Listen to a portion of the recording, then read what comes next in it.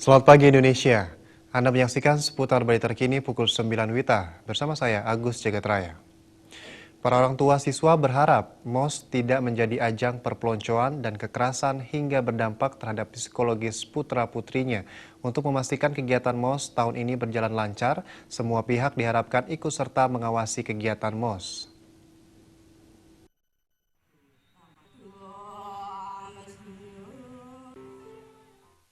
Masa orientasi lazim kita jumpai hampir di tiap sekolah mulai dari tingkat SMP, SMA, SMK hingga perguruan tinggi untuk mengenalkan alma mater pada siswa barunya.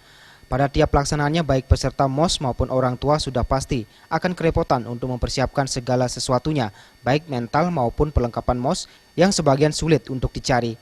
Meski mendukung kegiatan MOS sebagai pendidikan dan pengenalan awal pihak sekolah kepada calon anak didiknya, para orang tua berharap tidak ada MOS yang berorientasi dan berdampak psikologis bagi anaknya.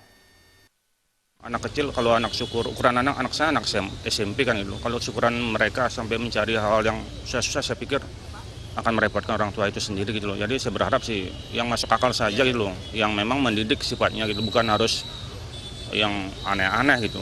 Jadi yang masih relevansinya dengan tingkat daya nalarnya dia, tingkat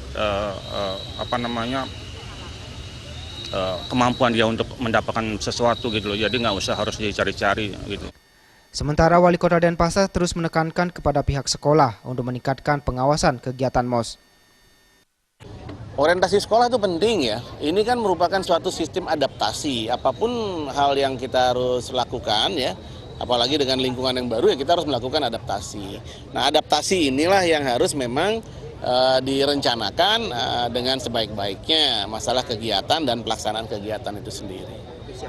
Masa orientasi siswa dapat menciptakan dan memupuk kebersamaan dan budi pekerti untuk mengawali lingkungan pendidikan yang baru. Ari Wiratmaja dan Joka Andika, Bali TV. Pemirsa, demikian seputar Bali terkini kali ini. Nantikan informasi menarik kami lainnya dalam seputar Bali terkini 1 jam mendatang. Salam Indonesia.